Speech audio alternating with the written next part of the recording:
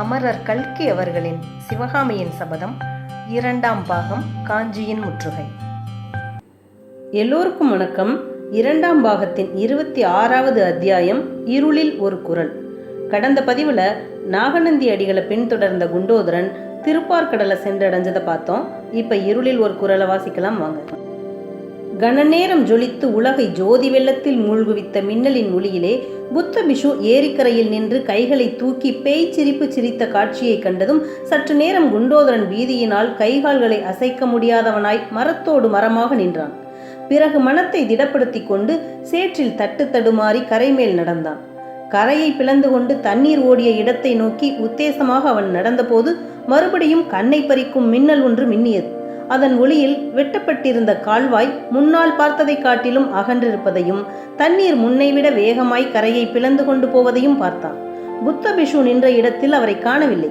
ஆனால் மண்வெட்டி மட்டும் கிடந்த இடத்திலேயே கிடந்தது. உடனே குண்டோதரனுடைய மனதில் சிறிது தைரியம் உண்டாயிற்று.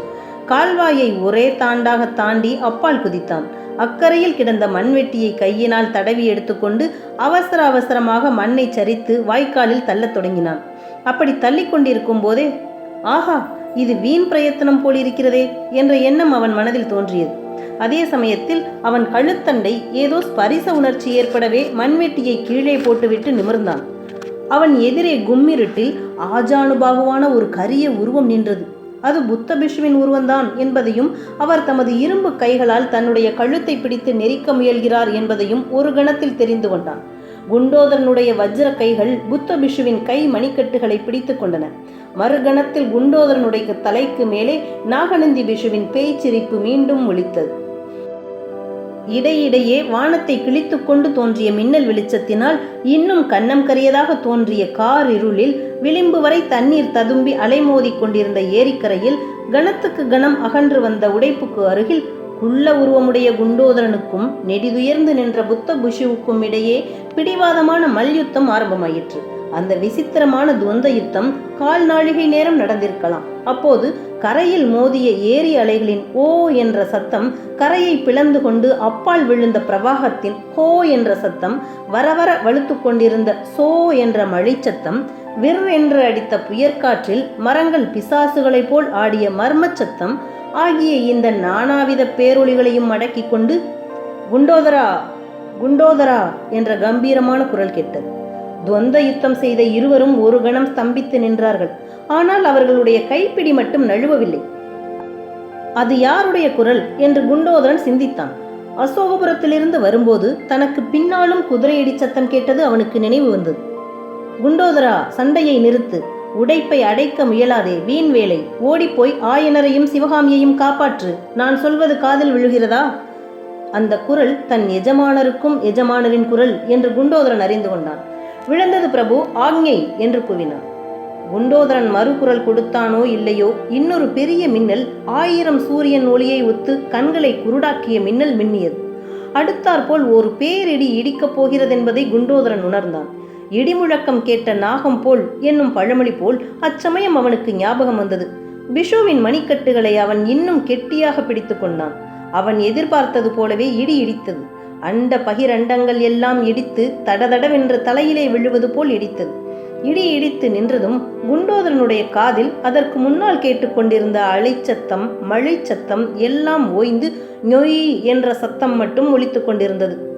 ஐயோ, காது செவிடாகிவிட்டதா என்ன என்று குண்டோதரன் ஒரு கணம் எண்ணமிட்டான். ஆனால் அதே இடிச்சத்தம் காரணமாக நாகநந்தியின் பிடி தளர்ந்திருக்கிறது என்பதை அவன் தேக உணர்ச்சி சொல்லிற்று. அவ்வளவுதான். தன்னுடைய வஜ்ர சரீரத்தின் முழு பலத்தையும் உபயோகித்து பிஷுவை ஒரு தள்ளு தள்ளினான். ஏரிக்கரையில் அப்புறத்தில் பிஷு உருண்டு உருண்டு போய் கீழே உடைப்பு தண்ணீர் பீத்து கொண்டிருந்த பள்ளத்தில் தொப்பென்று விழுந்ததை குண்டோதரன் கண்டான். உடனே ஒரு பெரிய அதிசயம் அவனை பற்றி கொண்டது. மின்னல் இல்லாத போது புத்த பிஷு கரையிலிருந்து உருண்டு பள்ளத்திலே விழுந்தது அவனுக்கு எப்படி தெரிந்தது?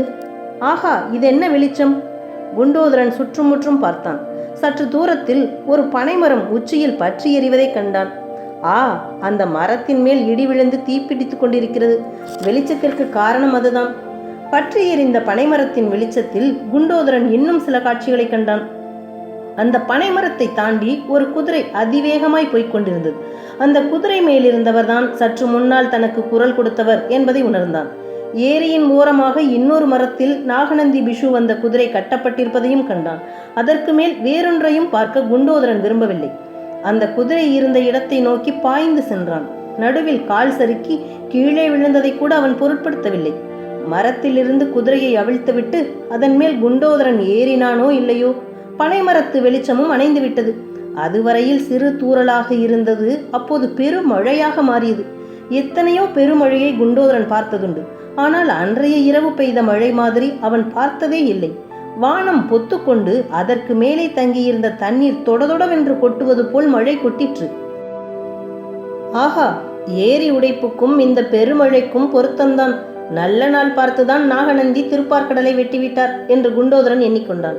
எப்படியும் இந்த ஏரி வெள்ளம் அசோகபுரம் போய் சேர்வதற்கு முன்னால் நாம் போய் சேர வேண்டும் என்று தீர்மானித்தான். ஆனால் அந்த தீர்மானத்தை அவனால் நிறைவேற்ற முடியவில்லை. அந்த இருளிலும் மழையிலும் குண்டோதரன் வழி கண்டுபிடித்து குதிரையை நடத்தி கொண்டு அசோகபுரம் போய் சேர்வதற்கு வெகுநேரம் முன்னாலேயே ஏரிக்கரை நெடுந்தூரத்துக்கு நெடுந்தூரம் உடைத்து கொண்டு வெள்ளம் பிரளயமாக ஓடத் தொடங்கி அசோகபுரத்தையும் அடைந்துவிட்டது.